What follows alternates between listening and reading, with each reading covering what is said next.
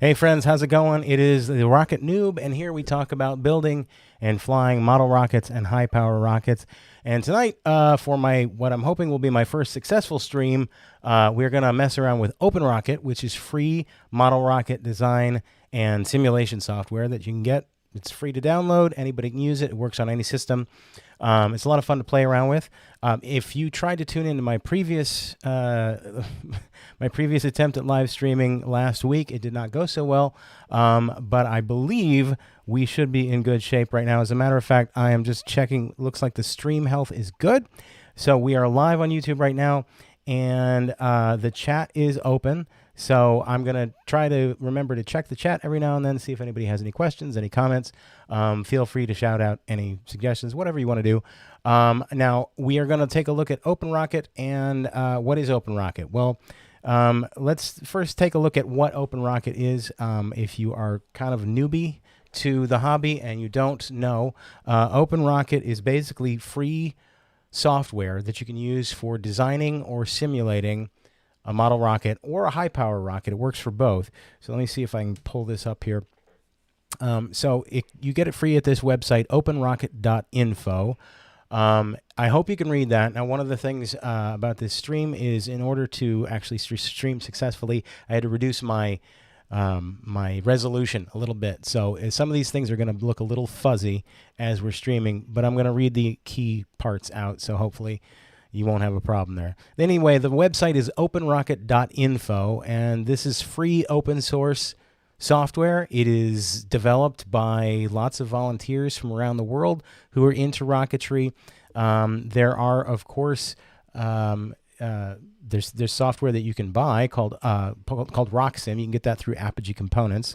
ApogeeRockets.com is their website. But OpenRocket is great, and it's been around for a number of years. It works on Java, and it's pretty fantastic. And now, for a while, it was kind of sitting there, and it was sort of being developed slowly. But now they've got a group of volunteers who have been adding a lot of things to it recently. And so all you have to do is basically go to openrockets.info. You download it. It installs on your computer. And whoops, didn't mean for you to see OBS there. That's okay. So this is my desktop, and we're going to open it up. And the reason I'm opening up in front of you instead of just having it all ready to go is there are some notes as far as things that have recently been developed. Now, until this afternoon, I didn't have this version. I had an older version. This is 23.9. That's the version of OpenRocket that is now currently out, and which I just installed. And it's got some really interesting things on it. These notes, just some major updates. One of the most exciting ones, I think, are that you get 3D printing support, which a lot of people like to, 3D print rockets or rocket parts these days. And one of the things that I was going to say was that, you can design your rocket with OpenRocket, but you'd have to use separate software for 3D printing, and that software won't show you where the center of pressure is, which we'll talk about center of pressure in a little bit. But actually, now it looks like OpenRocket will support 3D printing. RAS Aero compatibility. This is a software that I'm not totally familiar with. I've heard of it. If you know of it in the comments, please leave a note. Dark mode. Let's see. Tube fin drag. Now, the tube fin rocket is a rocket that, most of your rockets, they have fins. Some of them have fins which are just made out of tubes, just sort of a ring of 6 tubes around the outside. Instead of fins like plates that stick out on the side, they're just tubes, and that will stabilize your rocket. And until recently, there was really no way of simulating that because OpenRocket didn't support it. Well, it now does. And they must have been doing a lot of testing, and they've fixed the problem with the tube fin drag. Drag, of course, is wind resistance. Base drag when using CD override, atmospheric pressure. So there are a lot of interesting things with the new OpenRocket. You can see it looks great. So I'm gonna you might have trouble reading this because of the resolution on my machine at the moment. We have 3 tabs up here. This is Rocket Design. This is where you actually put the components. Your component tree will live here. and your motors in configuration. Once you have once you've finished your design and you want to try and figure out what engines or motors you can use, those will go on here. That's where we'll pick those, and then we'll run some flight simulations. So, excuse me, I'm very thirsty. I haven't actually done that much playing around with OpenRocket for a while. I kind of had a lot of stuff to do. I was a little bit busy, but recently I made a rocket with my 6-year-old. He wanted to build a model rocket, and we had already built an Estes Alpha 3, which, if you have ever built one of those, you know that they go together very quickly. It's just a pre-made kit. I didn't really have another kit that I could think of where it would have been appropriate to build with a 6-year-old, and of which I had 2. Sometimes when you build with really young children, you want to build it quickly. You don't want to waste your time making it look all fancy or sanding your fins into airfoil shapes or things like that. When I build for myself, I'm kind of fussy, and so if I'm going to build something quickly with a child, I want something where I've got a second one. So instead, we decided to just build one from scratch because I've got a lot of parts. So we ended up building this one. And we designed it together, and we did that. Let me show you. Switch to my camera. We built this one, and he wanted the 2 sets of fins there. This is a single-stage rocket, but I'll show you in a little bit that you can actually easily convert these to 2-stage rockets. So I just had all these parts. This is a BT-55 nose cone and body tube, and I just had some balsa fin stock, and we just threw that design together pretty quickly. And then we built it in a couple of days, and it was a lot of fun. We took it out, flew it, and it flew probably about 425 feet in the air, and we had a great time. It was a lot of fun. BT-55 is, let me switch back to my screen here. So body tubes come in different sizes, obviously, different diameters, and a lot of them that you will purchase online are going to go through the Estes standard tube size diameter, and they are BT this, BT that. So a standard motor tube, which is just over 18 millimeters in diameter, so it can hold an 18 millimeter motor, is called a BT-20. And the numbers don't necessarily correspond to, they're not to scale. So a BT-20 is not, a BT-50 is larger than a BT-20, and a BT-55 is larger than a BT-50. BT-60 is larger than that, but they're not like scaled up, like there's not a measurement, it's not a unit in the number. It's just a 20 is a 20, a 50 is a 50, a 60 is a 60, and an 80 is an 80. So in order to find the diameter for your design, if you're going to use pre-made parts, there are a number of places you can go. This is erockets.biz has a body tube size chart, and they also sell Semrock parts, and Semrock, I think, has their own different size standards. So they've got all the Semrock parts in there, as well as some of the Estes stuff. This here is Estes. Is a chart for Estes body tube sizes. That's usually what I build with because most just generic suppliers outside of Estes use the Estes tube designation. Quest is a little different, so Quest makes their own tube sizes, and I believe they are actually metric in diameter. So if you're outside the United States and you like the metric system, this chart, which you will find in the description of this video and this stream, this chart is all in imperial units. You've got the inside diameter and the outside diameter and the wall thickness. These are all in inches. But the thing with OpenRocket, of course, is you can put input units, measurement units, either in imperial units or in metric, and then you can convert them back and forth. And if you don't have OpenRocket and you want to go about this in a different way, you can also just use like a unit conversion app on your phone. So I'm very dehydrated today, so I'm going to be drinking a lot of water as we do this.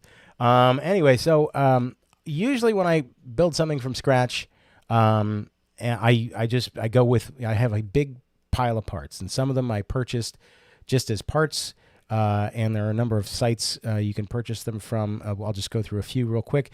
OpenRocket, or johnrocket.com.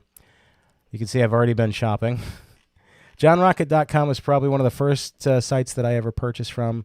eRockets.biz, they have their own parts section where you can buy all kinds of parts. ASP, or Aerospace Specialty Products, they're great. They've got all kinds of tubes, parts, and nose cones, and the parachutes, and all kinds of stuff. They have a lot of balsa parts, which are a little harder to get these days. They've also got transitions. These are all hand-turned balsa transitions. Those are quite nice. And they've got tubes of all different sizes, including some long ones and some slightly unusual sizes, diameters. And they've even got some clear ones if you like clear payload tubes. Of course, Apogee Components, I think it was the first place I ever bought spare tubes from when I had a model that was kind of squished and I needed some tubes. I bought some BT60s from Apogee. So I think we got all of our references. I don't need to show you my Googling here. Let me just see if there's anybody. Let me see if there's just anybody online. We don't have anybody on yet, but that's okay.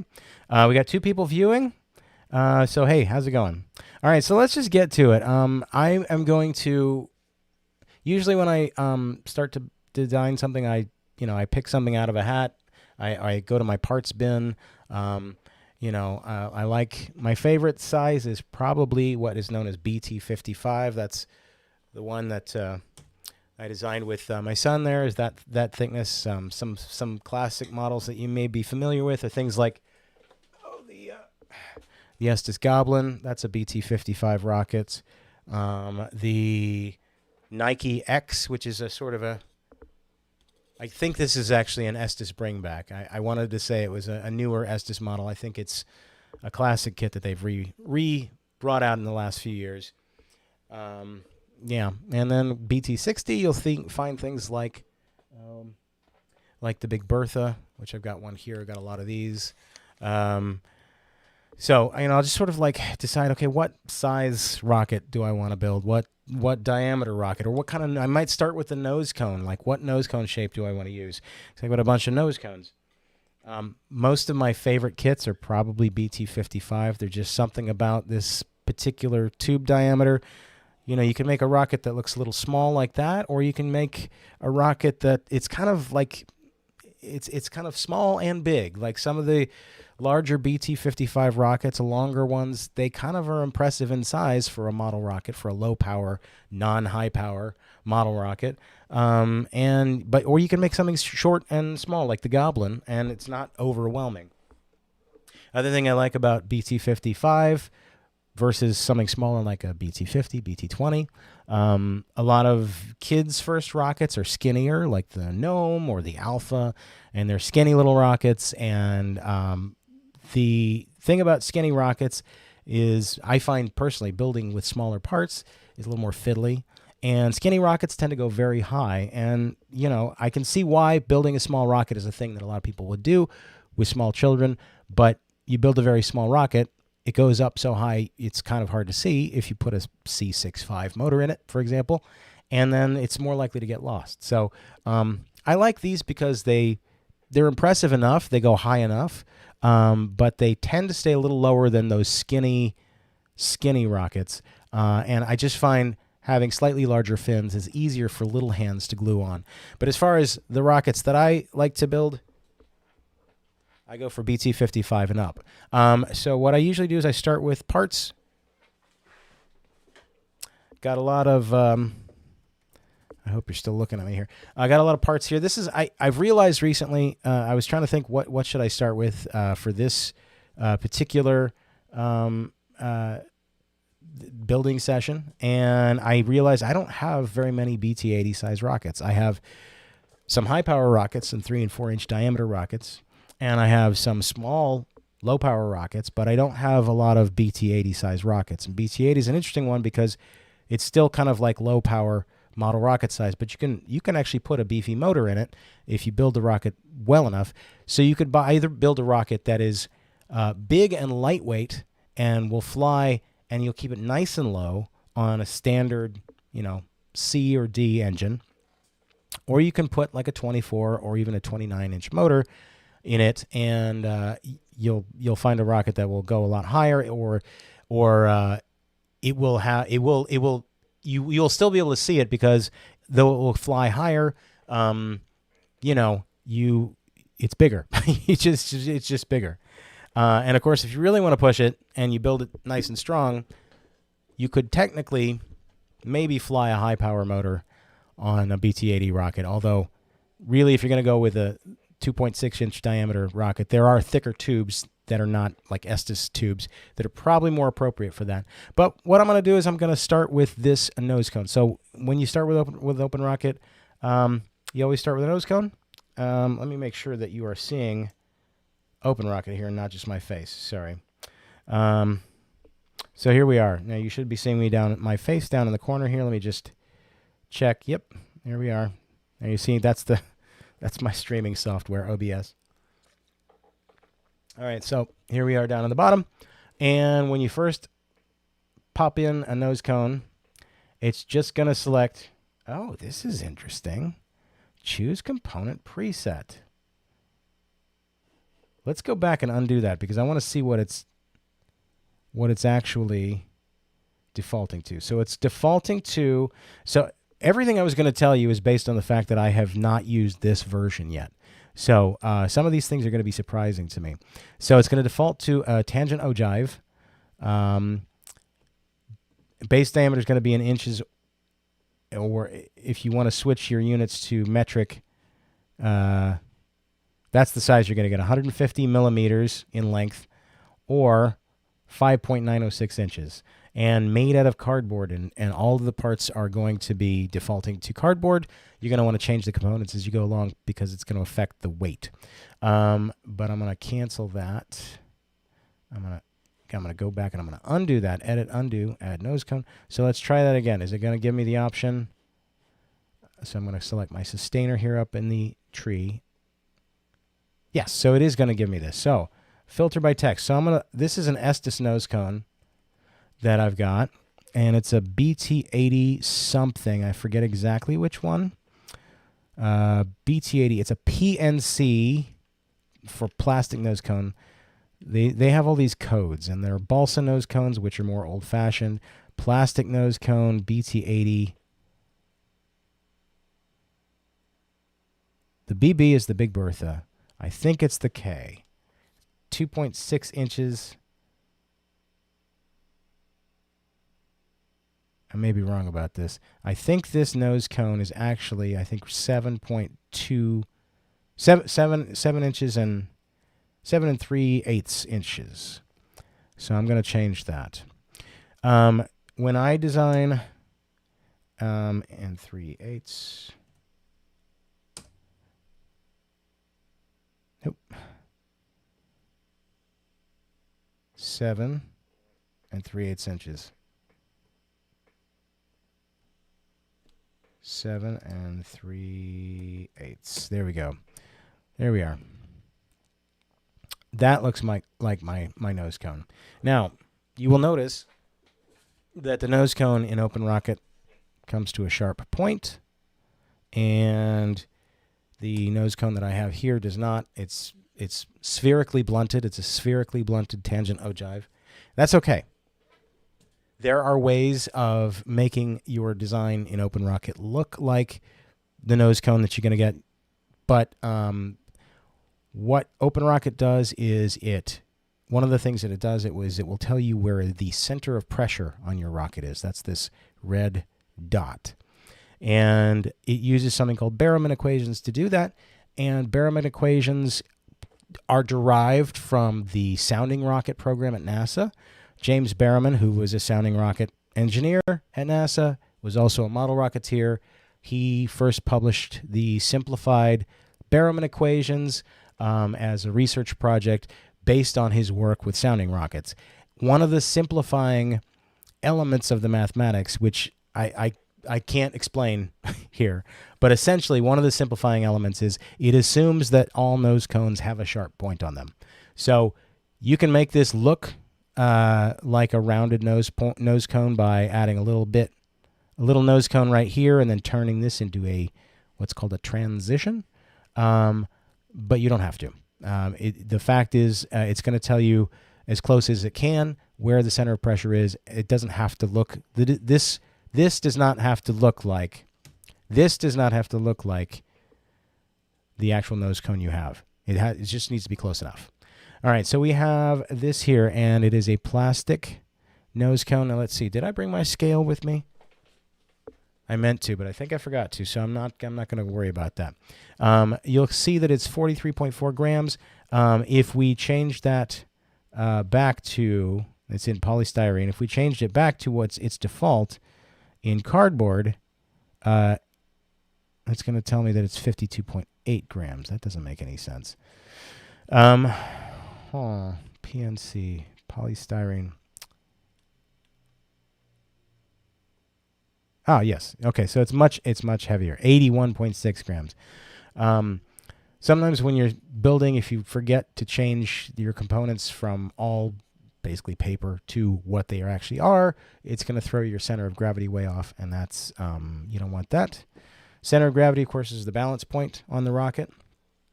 And let's just throw some stuff in here real quick, and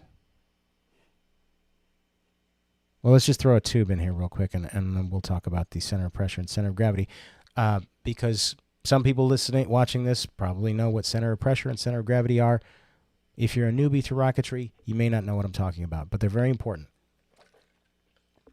So we're going to choose an Estes body tube. I'm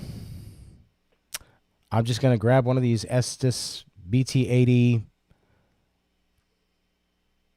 What's the length on them? Why are they in odd lengths? That's odd. Slotted.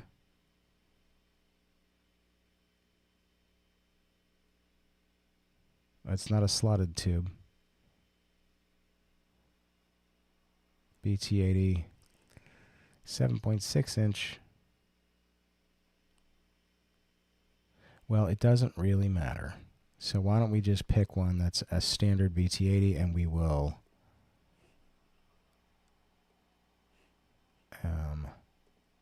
there we go, BT80. And it's 7.6 inches in length, and I don't want it to be 7.6 inches in length. I want it to be longer than that. So I think even the BT80s come in 18-inch lengths, I think. I can always change that if I want to. All right, so you can see that on here, so far, it's calculating that this little blue and white crosshatch thing, that is your center of gravity. That's where your balance point is. So if you just take this nose cone and stick it inside this body tube, this is where it is figuring it is going to balance on your finger. It's probably going to be a little further back than that. It's just sort of making a rough calculation of the mass of this and the mass of that. And the thing about your center of gravity is that if you flip an object over, like a pencil, I'm not going to do it right now because I'll probably put my eye out, it will rotate around its center of gravity. So wherever the object balances, if you flip it end over end, like if I flip this pencil over, it would rotate around this point. You know, if I were to try and throw this pencil straight, it's not going to fly straight because, I mean, it's if anything, it's going to flip around and it's going to want to go this way because the center of gravity is closer to this front here. And because it's basically a cylinder, I mean, it's got a little bit of a point on the end here. Its surface area is pretty uniform all the way through. So a center of pressure, which right now is calculated to be up here because there are no fins on there. Your center of pressure is kind of like your aerodynamic balance point, right? So it means that as the rocket or the object is flying through the air and it's going through wind, the center of pressure is sort of the middle of where all of the forces can join. So just like you can balance your pencil or your rocket in one spot. I'm not even showing this. I'm doing all this stuff here that I think is on camera. It's not on camera. So even though you think you're balancing your pencil on one spot, even though you're balancing your pencil on one spot or your paintbrush or whatever, gravity's pulling on all of these different parts. So you can say that gravity is acting through the center of gravity, essentially. You're able to hold up the whole thing by just holding up that one point. So when a rocket is flying through the air and the wind is hitting it, or any object, it's basically going to exert force on wherever that center of pressure is. It's going to exert force over the whole thing, but it's going to be balanced out in that one part. So, for example, if you threw this paintbrush and say the center of gravity is here, right? This is a bad example. I'm walking down a rabbit hole. So essentially what happens is, let's put some fins on here, and maybe this will make more sense. I'm going to put some trapezoidal fins on here. I'm not done with this. This is not what... This is what happens when I try to improvise, is I tend to ramble. Doesn't really matter. So let's put some fins on here. These, I like 4-fin rockets. 3 or 4 is enough. 3 is enough. A lot of people like 3 because there's less drag, less sanding. I like 4 fins. All right, when you first put fins on an OpenRocket rocket, they're going to look ridiculous. So what we're going to do is we're going to change them. So I'm going to make the... You know what? Here's what we're going to do. I'm going to get rid of those first. Before I go into all the rambling I was going to do about center of pressure, I'm going to add a second body tube because I'm going to copy that, and then I'm going to paste it because I want 2 of them. I want a nice long rocket. Now you've got your side view. This is your side view. You can do a back view. That's kind of what it looks like from the rear right now so far. You've got your 3D figure, which you can turn around like that. And you've got your unfinished, so it looks like a cardboard tube and a white plastic nose cone. Those are your views. So I like a nice long rocket, and we're going to want to glue these together. So let's see. I'm going to stick what's called a tube coupler in here. And I don't really know. Let's just see. Tube coupler. That's this. 80. Let's just call it the new one. Who knows? Why not?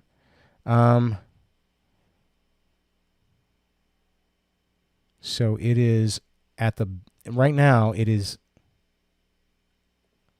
at the bottom of that first one. And what we need is this is basically a cardboard tube that you glue inside the other tubes, and it needs to be joining them. So what we're going to do is we're going to move it back an inch or 2. No, how long is it? It is 3 inches long. So we're going to have it back 1.5 inches. All right. That will be gluing the body tubes together. Or you could actually use them as you could make this be a separation point here, and then this would be a payload section, which we might do. All right, let's see. So you got your center of pressure is way up here. It's probably not, actually, but the mathematics aren't done yet because the Barrowman equations require there to be fins. So let's put on some fins. Let's do, just for simplicity's sake, we're going to do 4 trapezoidal fins, and I'm going to make big fins. So I'm going to start with the root cord. We're going to make them, let's see what 3.5 inches. That's pretty good. And we're going to make the height.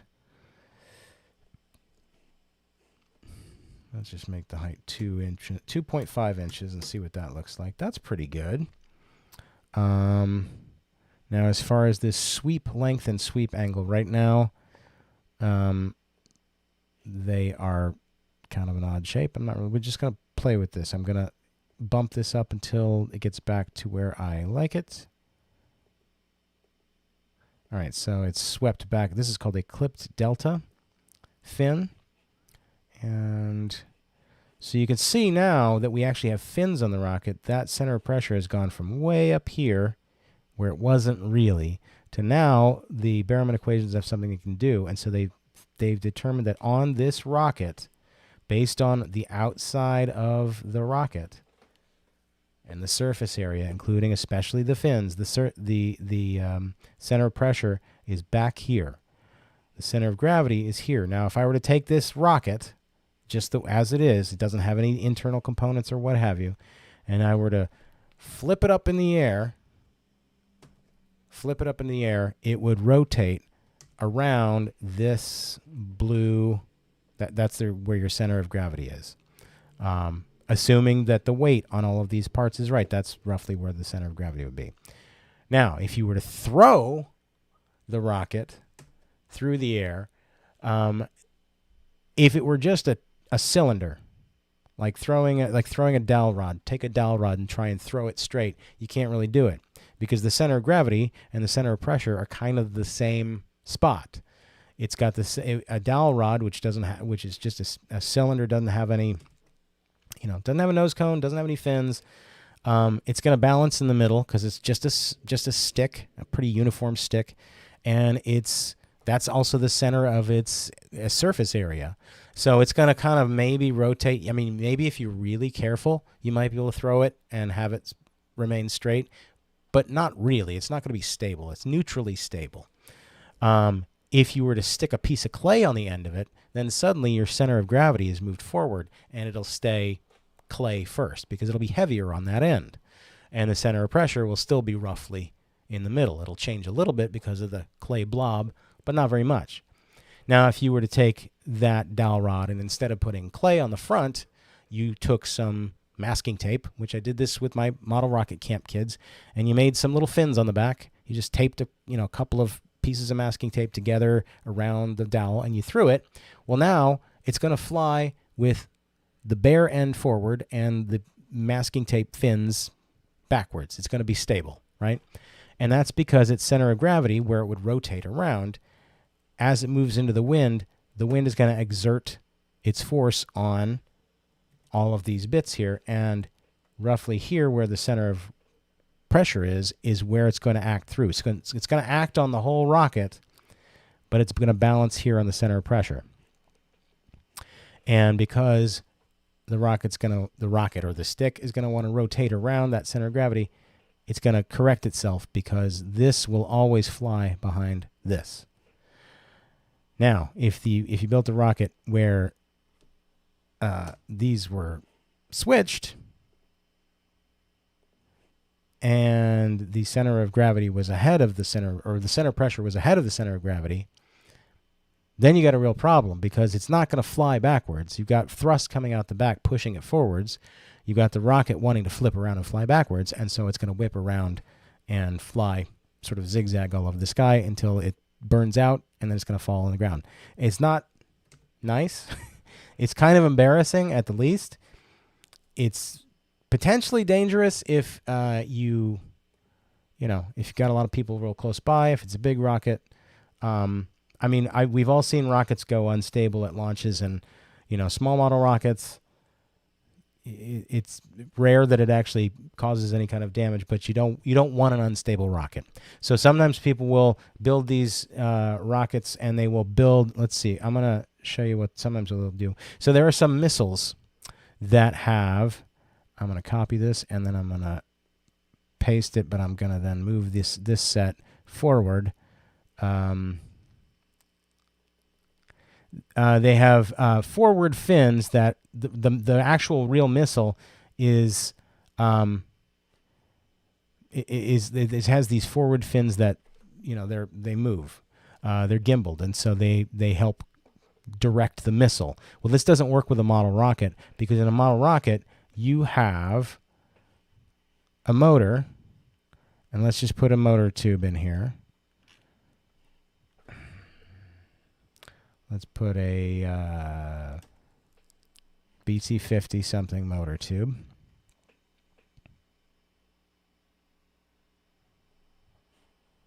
No, not that.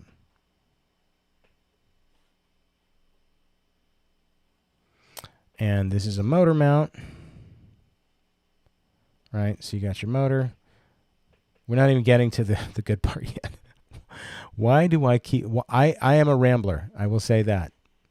So we're going to get a new configuration, and we're going to put let's put a motor in here. Oh no, we're not doing that. Estes. No, let's do an Aerotech. Let's put an Aerotech motor in there.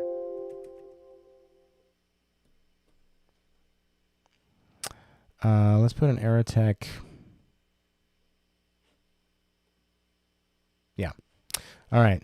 So now what you have here is you have this Aerotech motor, and it's adding weight to the back. And suddenly you got your center of pressure behind your center of gravity. So sometimes you'll have somebody and they'll show up to a launch and they'll have built this beautiful replica of a missile, which has these forward fins, but on a model rocket they're fixed. They don't. They're very passive. They're passive. And what'll happen is these rockets will flip and flop around. Usually people don't let you fly them. Although, if you put enough weight in the front, then they can work. I've seen a few people fly them and thought, I don't think that's going to go so well. And they flip and flop all over the sky. All right. Enough rambling. Delete. I've already put in my motor tube, so we're going to go ahead and go with that. So once we have, let's see, let's put in a parachute here. Boy, I like this, but I also don't like the fact that I have to pick something out every time. I'm just going to close it, and I'll make my own. Okay, ripstop nylon. Yeah, let's do a ripstop nylon. Let's do an 18-inch parachute. And for the material, for the nylon, we'll just do nylon or thread, heavy-duty thread, and the length will also be 18 inches. I like to have my shroud lines be at least as long as the diameter of the parachute. Okay, and it's defaulting to being right up here at the top of the tube, and we don't want that, so we're just going to move it back a little bit. So I'm going to boop, boop, boop. In truth, the parachute's going to pack, and it's going to settle in here somewhere, depending on where you put your, how much wadding you have. It's probably going to fall back a ways. Then we're going to add a shock cord. Some of this stuff is some of this stuff is basically for mass, so we're going to use a shock cord. What kind of shock cord we're going to use? Let's use a Kevlar thread. Let's do Kevlar thread. I don't know what millimeter I want. Let's do 0.5 millimeter Kevlar thread, and I like a nice long shock cord. So let's do. How long is the rocket? It's 43 inches. They say you should do a minimum of at least three times the length of the rocket. I find that when you get to a certain point, there's kind of diminishing returns there. So let's just say, we'll just make it a 60-inch shock cord for now. And we're going to put it in right where the parachute is. All right. Now, we have this body tube back here. We have an inner tube, but we actually don't have anything to hold. We don't actually have anything to hold the tube in place, so we need centering rings, which we usually do that first. So let's put some centering rings in there. I'm just going to default to the default centering rings. I'm going to have the first one about 1/4 of an inch in, and then I'm going to copy that and paste it. And I'm going to have this second one 4 1/4 inch in. I'm just goofing around at this point. Finally, so far we got us a good working rocket. We got all the parts we need, except for we, of course, need launch lugs. Rail buttons? Oh my gosh! Okay, the new version of OpenRocket has rail buttons, which is great, especially if you're doing the American Rocketry Challenge. You have to use a rail, so you can't use a launch lug. For now, let's put a launch lug on. And I don't need that. Let's just pick a 3-inch 3/16 of an inch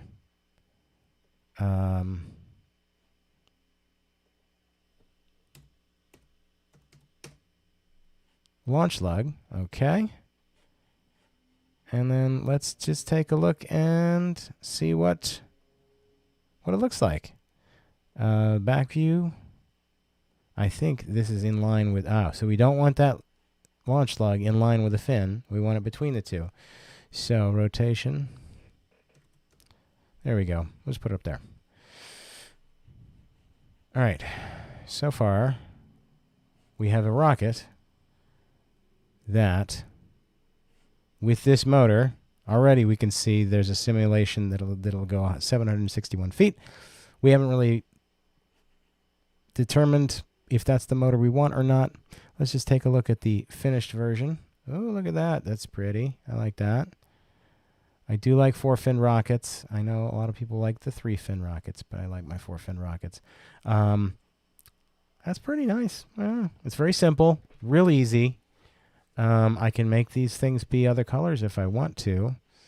Appearance.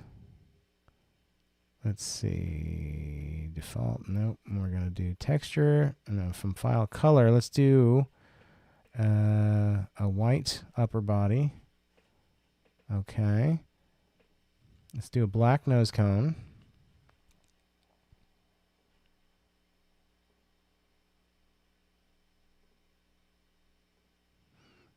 Black nose cone. Let's do a red lower body. You can do fancier things than this. I'm just doing this quickly. Nice red. And then, no, don't discard changes. And then we'll just make the fins blue. Why not?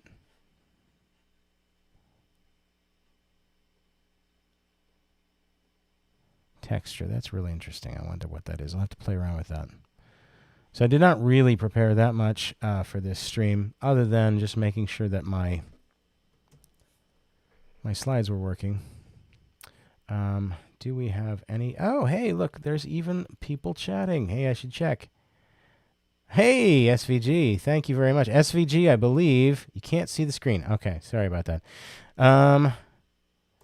So, yeah, now you can see. This is my streaming software. You can see I'm so much of an amateur that I'm actually showing you the wrong screens at the wrong time. SVG is one of the developers of OpenRocket. So SVG, thanks very much. You want to see the rocket, not your face. I'm sorry about that, Wheelock. That's better. Put some gun pods on it. I'm just getting started, dude. All right. Okay. So we got people watching. We got people chatting. Sorry, I forgot to check the chat. All right. So I got your black nose cone. You got your. This has been a very long day. I have to admit. I had to go get a procedure done earlier today, and I'm just very tired. But had to make sure that the child was in bed before I did this stream. So that's why I'm starting to struggle. And this light is actually a little warm. I'll just give myself a quick break from that light. There we go. Okay. All right. So far, you know what we should do is we should save this rocket. Design name. Oh, I should fill this in. Design name. What's the first thing I see? English breakfast. This is the, are you seeing the rocket? Now you see in my face. This is the first thing that I saw was this old tin of English breakfast tea that holds some of my stuff, my tools, my paintbrushes, all right, English breakfast. Design, you can put notes in here if you want, comments. What I will sometimes do is if I'm working on something, I'm working on a project and I'm making changes to it, you know, I will, I'll either put comments like, I will definitely put revision histories if I've changed masses, which you might need to get into later. Why is it doing that? Don't do that. Cancel. Oh, simulations. Okay. And then we're just going to call this one English breakfast. It's not the finished name. I'm just too tired to come up with something cooler. All right, save. I don't. SVG, if you could tell me the difference between saving all simulated data and only summary data, I have never known the difference there. All right, so I'm just going to save that. So if it crashes, we've still got it. All right, now we have our rocket. It's a real basic rocket. It's a nice big one, and we are going to try out some different motors with it. So we are going to, what we need to do is we need to come up with our inner tube is our motor mount tube. It's 24 inches and 24 millimeters in diameter. So we're going to come up with a new configuration. And oh, that's a plugged delay motor. I did not know that. Well, whatever. So we're just going to go back. Let's just pick out an Estes. Let's find a motor that tends to Kato a lot. Uh-oh.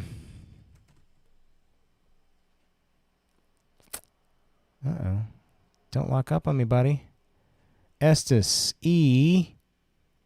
Interesting. So the Estes E9, which is an old defunct motor, doesn't exist anymore, but I still have some, is not on this list of motors. I do have an earlier version of OpenRocket that does have it. But let's do an E12. Those tend to Kato a lot, don't they? I've never had a Kato, even with E9s and E12s. I've been very lucky. All right, so, and that is an E12-8. Seems like a bit of a long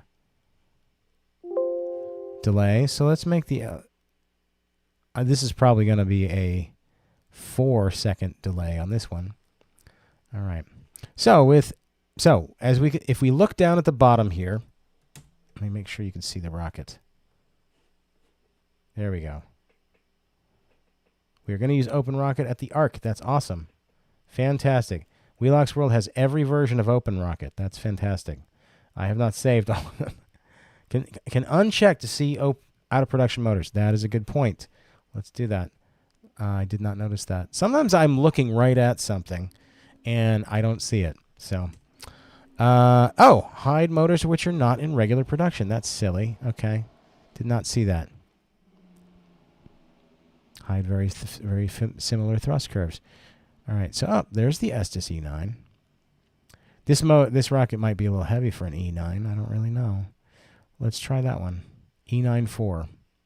So if it doesn't Kato and it gets off the launch pad at a respectable speed, without running any tests, without running any simulations, roughly it's going to give us an apogee of 572 feet. Now these are all with a grain of salt. When you build your rocket, oh, you know what I forgot to do? I forgot to change component parts. So remember I said everything defaults to cardboard. Well, these fins are not going to be cardboard. They're going to be, should I go balsa or should I go basswood? I'll do balsa. These fins are going to be balsa, which changes the mass, changes, all kinds of things. And so let's see. So it's going to give us about 626 feet with these fins. Now these fins are, the fillet material is not going to be cardboard. I'm not going to mess with the fillet radius. I'm not going to mess with that. I don't know enough about that particular component. Maybe one of you can reach out to me. We can have a chat and we can talk about it on another stream or another video.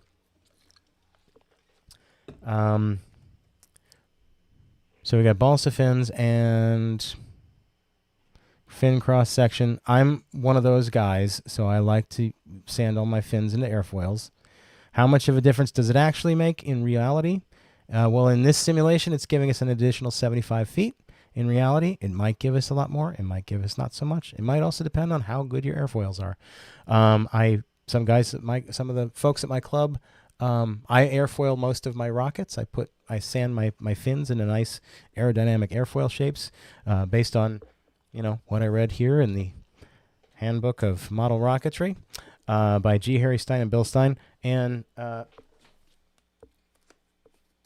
there are some folks in my club who I respect and like a lot, and who say that airfoiling doesn't do a thing for your rocket, and we can agree to disagree, because that's what we should do.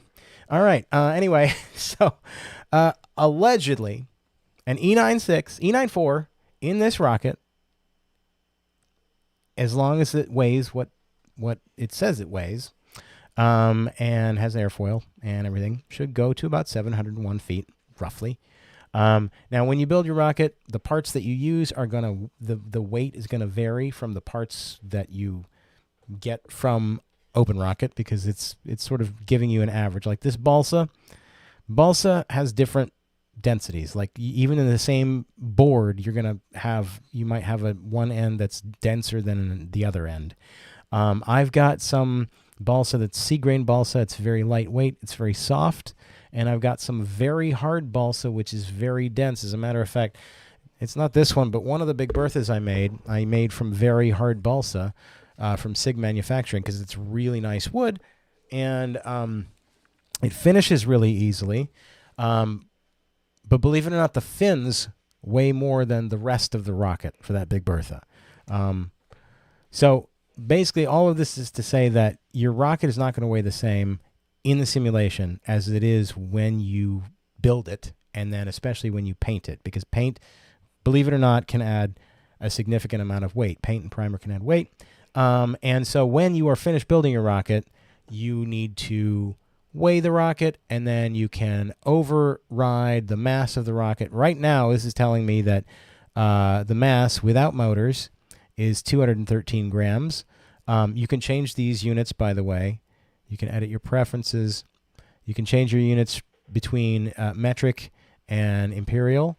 I kind of have to change back and forth because, born and raised in the United States, I grew up with inches and feet.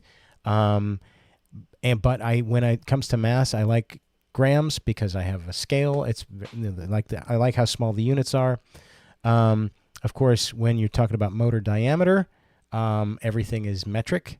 But when you're talking about length of rockets, Estes measures things in inches, and a lot of us do. I also like to switch to metric for mass because, I grew up with the imperial system, but I don't know how much 3 ounces is. I mean, I know it's, I know 16 ounces is a pound. I kind of know what a bag of potato chips feels like in my hand, a 1 pound bag of potato chips. But if somebody says, yeah, it's about 2 ounces, I'm like, I don't know what that feels like. So it doesn't really matter to me. So I like to switch to metric for that because, I can get it down. I can dial it down to a gram, which is very, very tiny amount. Anyway, so yeah, you can override your mass when the rocket is built. But let's go to, so we have a motor. We have 2 motor configurations here. I'm going to get rid of this one because I didn't realize I had picked, am I showing you the rocket? I had picked the, let me get my face up here. I didn't realize I had picked a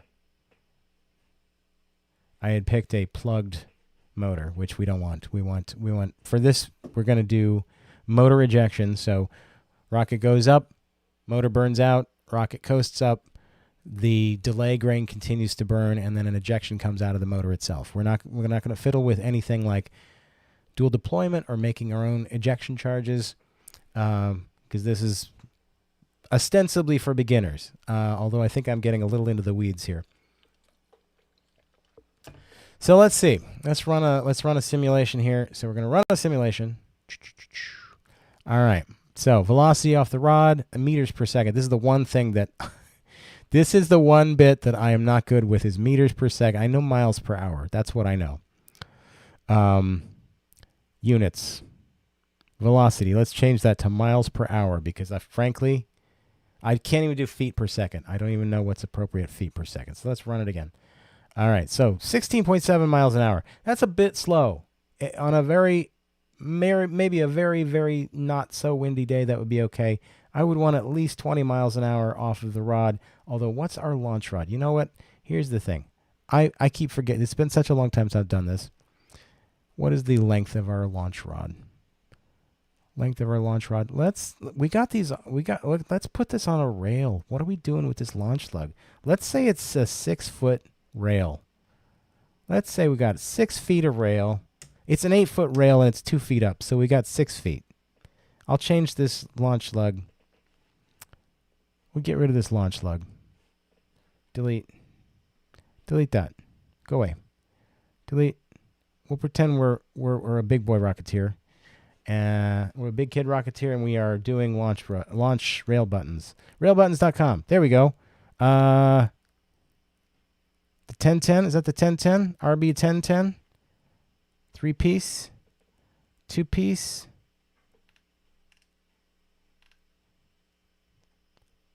Oh, 1-piece 1010 rail buttons. There we go. Do 1-piece 1010 rail buttons. 2 of them. Okay. And we're going to do it bottom of the parent component. And we're going to do let's do -4. Nope. That's way too, that's +4. -4. There we go.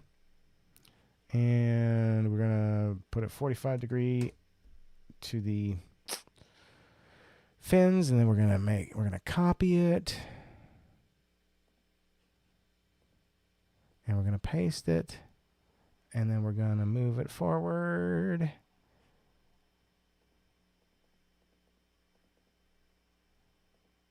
Let's just say 12. We'll figure out where it should go in reality later. So this is our rocket. Rail buttons and all. I love that there are rail buttons on there now. That is so cool. That is so cool. Let me check the chat here.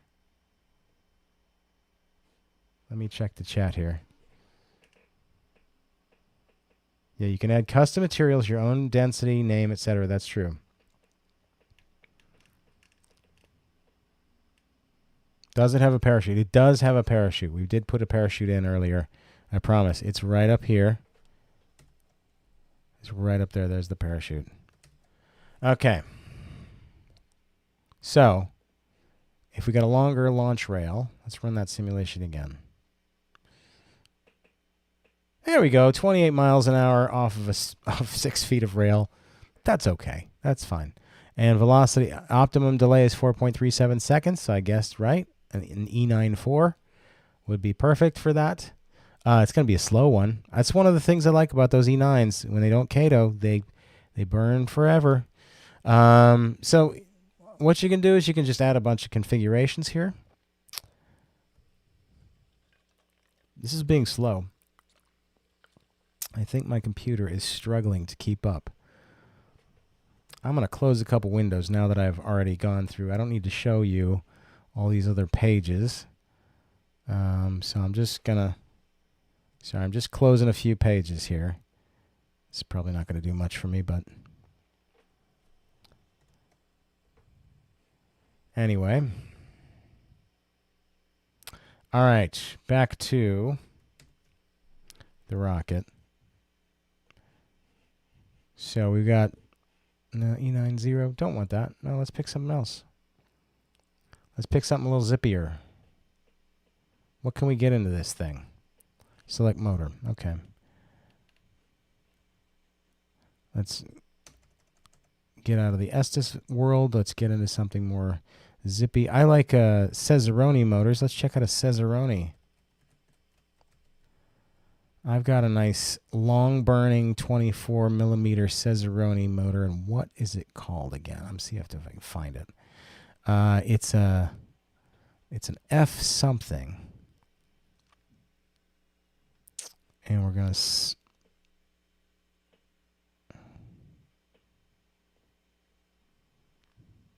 it an F50? It's like a nice long-burning F50, if I'm not mistaken. And it's got enough oomph. Ejection charge delay. Let's call that a 6. So one of the things I like about Cesaroni motors, I mean, it's actually true about Aerotech as well. I just have more experience with the Cesaroni because our vendor used to be a Cesaroni vendor. And my high power certification was on a Cesaroni motor. You just have this little thing. You can drill out the delay. You don't have to take anything apart. You just stick the tool right in there. And I think I've done that with some of the newer Aerotech motors as well. But it's been a while since I've flown one of those. Or I haven't flown as many of them. All right, let's see.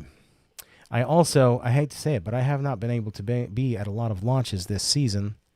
I'm hoping to go again in about week and a half. Let's see. There we go. Look at that. With that F50. It says we're on the F50. That's a nice 1,350. That's a 1,369 foot, 60 foot flight. Pretty good velocity off the rod at 43 miles per hour. 6.4 second delay. Now let's click this plot and export button and see.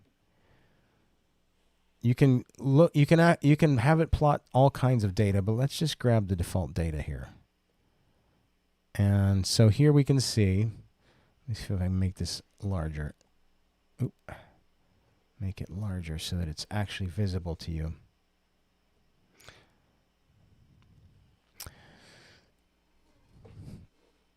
All right, so this is my first stream I've ever done successfully, and my first time using OpenRocket in a while. So I hope this isn't getting too boring for people. All right, so here we have 3 events here. This is our motor burn. I believe the first one is our motor burn. Wait, what do we have? Vertical acceleration. We have altitude, velocity, and acceleration. What am I? Okay, so altitude. Vertical acceleration is the red line. So this one, it's accelerating for the first 200 feet, and then the motor burns out, and then the acceleration starts to drop off very quickly.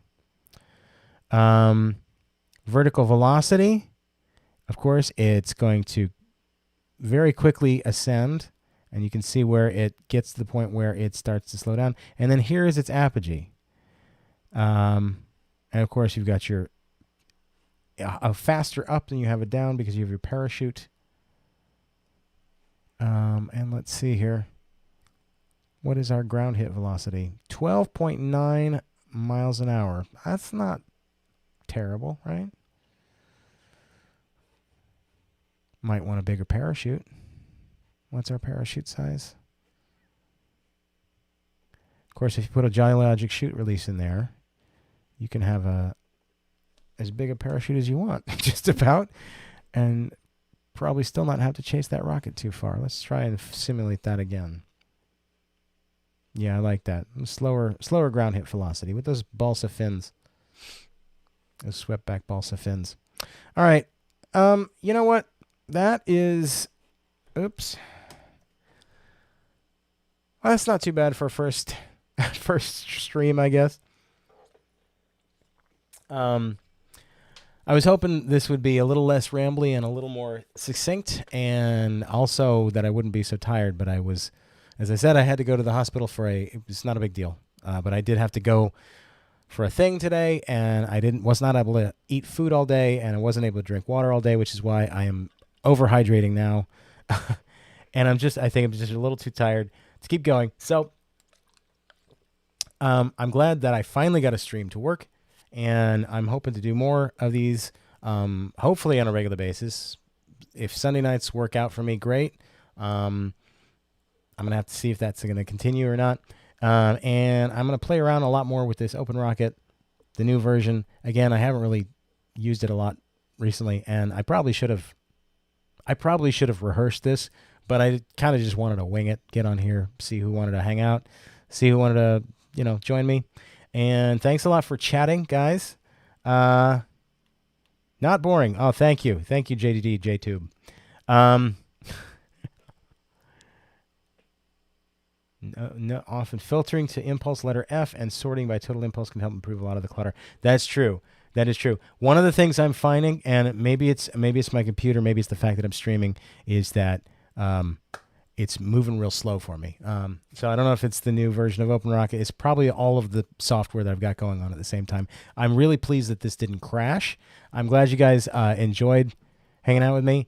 And yeah, I'm going to try and make more. I've got a lot of ideas for actual YouTube videos that I'm intending to record.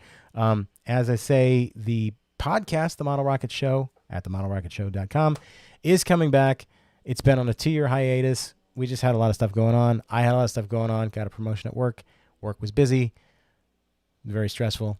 So I would like to make more content here on YouTube because I've been my intention to all along. I got a whole bunch of things in the old brain box. It's just producing them is what I need to do next. So I'm going to do that. But in the meantime, I think it's kind of easy for me to hop on here and stream whenever I feel like it, especially when it comes to stuff that's on the desktop. Last week, I tried to do a stream of me recording some of the Model Rocket Show podcast, and everything crashed. It didn't work out at all. But it's okay because I really think I need to re-record that stuff anyway. So I think I'm going to do a stream of recording stuff for the Model Rocket Show podcast soon. Because that one, if I had not known that if it had not crashed, it would have been great. Like, I was very pleased with the way that went. So just be on the lookout for that. Like and subscribe if you haven't already. And yeah, I'm hoping to see you next time. I'll probably do some more OpenRocket stuff. I think I'm going to try and design an ARC rocket, an American Rocketry Challenge rocket. I was just checking out the rules for the 2025 competition today. 2 eggs sideways. That's always fun. 2 eggs is always fun. So anyway, I will catch you guys next time. Thank you so much for hanging out with me, and I will see you later.